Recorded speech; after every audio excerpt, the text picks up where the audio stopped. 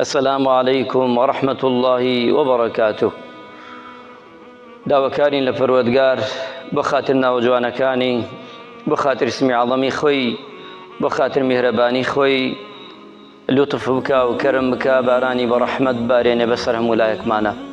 مسلمانانی بەڕێز، میوانانی ماڵی خوا، لە وتاری ئەمڕۆدا لە خزمەتی ڕەسوول الله صلی الله عليه وسلم، لە خزمەتی ئەو فەرمایشتە شیرینەی هەفتەی ڕابردوو بەشێکمان باس کرد لە خزمەتی جەنابتانە.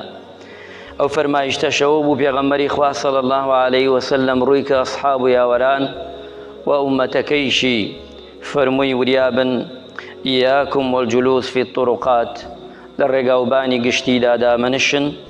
ئەصحاب و یاوەرانش فەرموویان دائەنیشین یا ڕەسوول الله، خەیر نەبێ زیاتر ناڵێین، یان دادەنیشین. لەوەیە مەبەستیانەوە بوو لەوەیە ترک نەکرێ.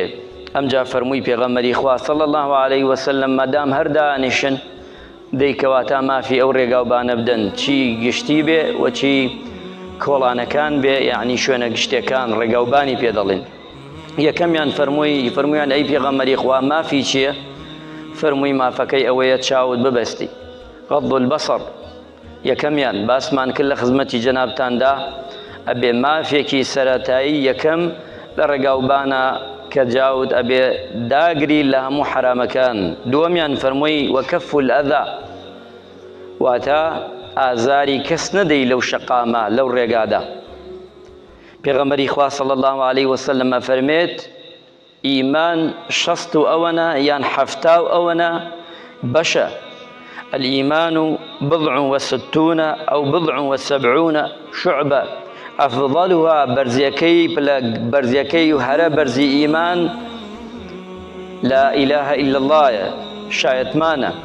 أي نزمكي شيء بيغمري إخوة صلى الله عليه وسلم أويتي إمادة الأذى عن الطريق، وتآزاري مسلمان ندي، وتحركسي آزاري مسلمانا ندى للرقوبانا أو نشان إيماني تيايا.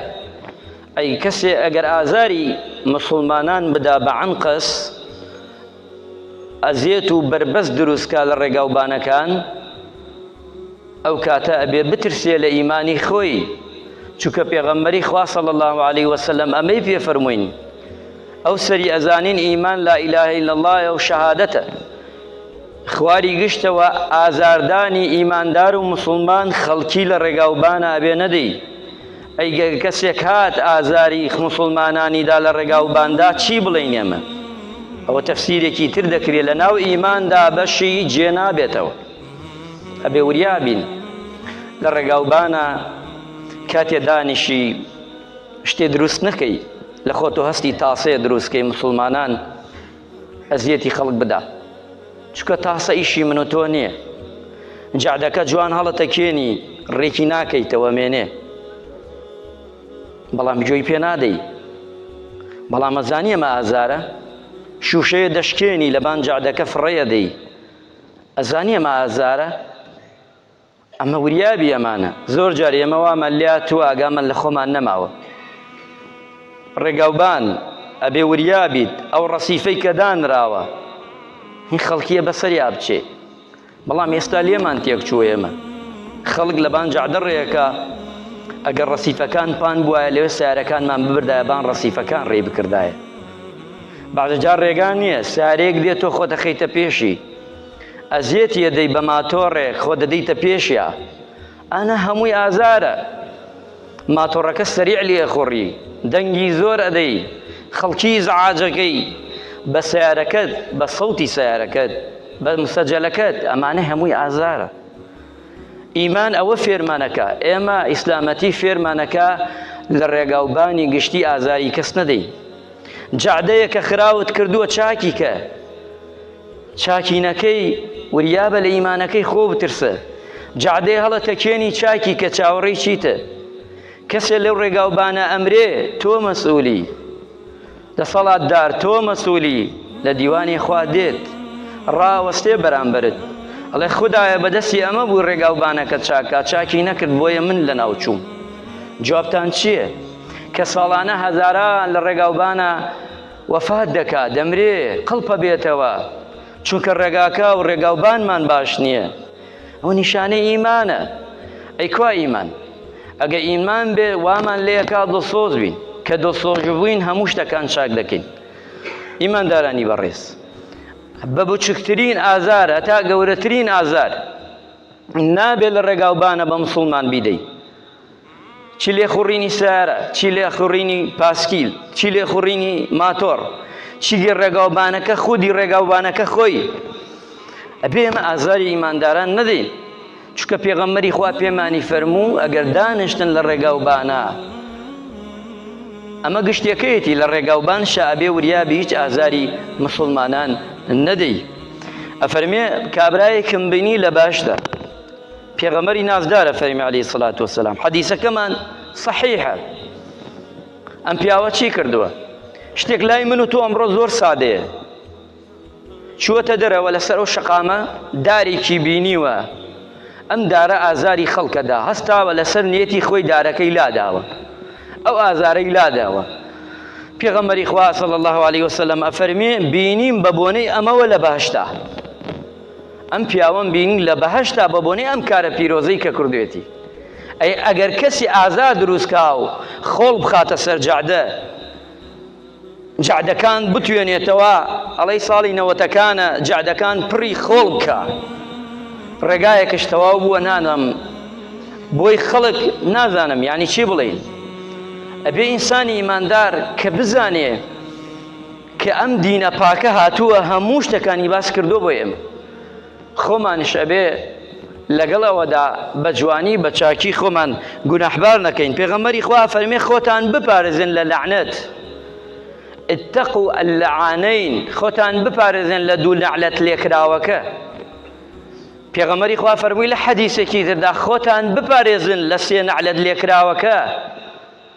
وریابین نەعلەت نەیە بۆ خۆمان، بۆ باوکمان، بۆ دایکمان. خەڵکێ نەعلەتە نێرێ بۆ باوکی ئەو کەسە، بۆ دایکێی نێرێ. دایک و باوکش ئاگای لە دنیا نییە و بۆ نێ ڕۆڵەکەیەوە بۆ نێ ڕەحمەتی بۆ بێ نەعلەتی بۆ دێ. زۆر خەتەرە ئیمانداران. پێغەمبەری خوا صلی الله علیه وسلم ئەفەرمێ ئەو دوو لەعنەتە کامەیە؟ ئەوەیە تۆ ئاوێکی پاک و سازگار تۆ بڕی پیسی تێ بکەی، هەر پیسێک بێ بە ناوی گشتی ئەڵێن شتێکی پیسی تێفڕەدەی، ئەو بەر لەعنەتەکە یوریابە. پێغەمبەری خوا فەرمی عەلەیهی سەڵات وەسەلام. و دووەمیان ڕێگاوبان، بڕینی ڕێگاوبان، چی بە دزیکردن ڕێگاوبان ڕێی خەڵکی بگری، چی بە کوشتنی و چی بە ئازاردانی، هەمووی بەر لەعنەتەکە دەکەوێ. سێمیان لە سێبەرێکا دانیشی ئەو سێبەرە جێی ئیسراحەت و فێنیکی خەڵک بێت تۆ بڕۆی لەورا دانیشی پیسی بکە یان شتێکی پیس لەوێ فڕەدەی. بە تایبەتی لە بەهارە ئاچینە ژێر دارە سێبەرەکان، هەمووی دەخۆین و فڕێ دەدەین دەربەستایی. وریای ئەو لەعنەتە بە دوای تۆ دێ لەوێ لەعنەتی لێکە، بەر لەعنەتەکەوی پێغەمبەری خوا فەرمی عەلەیهی سەڵات وەسەلام. خاڵێکی تر ئەم حەدیسی یەکەم دووەمیانە فەرمێ لەو دوو لەعنەتەش خۆتان بپارێزن. وتیان ئەی پێغەمبەری خوا کامە اللەعانان؟ قال رسول الله صلی الله علیه وسلم فەرمووی ئەوەیە کە ئینسان لە ڕێگاوبانی خەڵکا دانیشێ دوو لە ڕوو جەنابتان و ئەوەی شەمان بینێ حاجەتی خۆی جێبەجێکە، سەر ئاو بکە. ئاوێکی پاکە تۆ چی لە لێواری ئاوەکە دانیشی پیسەکە دەکەیتە ناو ئاوەکەوە.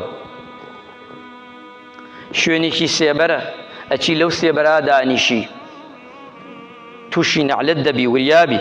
پێغەمبەری خوا فەرمی عەلەیهی سەڵات وەسەلام یان ڕێگاوبان یان لە سێبەرە. ئەمجا پێغەمبەری خوا فەرمووی صلی الله علیه وسلم من ئەذى المسلمین، هەر کەسی ئازاری مسڵمانان بدە. ئەمجا فەرمووی فی طرقهم لە ڕێگاوبانەکاندا وجبت عەلەیهی لەعنەتهم، واجب ئەبێ بۆی لەعنەتی خوا.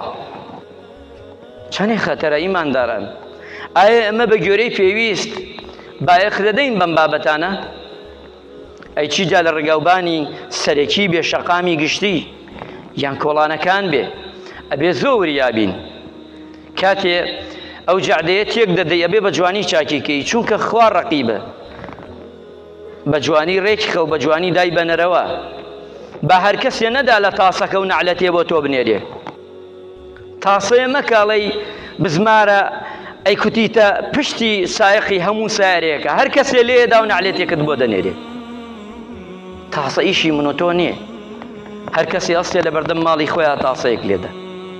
ڕەسیفەکان ئەوە نەمەگرە ڕێگاوبانی خەڵک نەمێنێ، خەڵک لە بان جادە ڕێکا سیارەی لێیدا.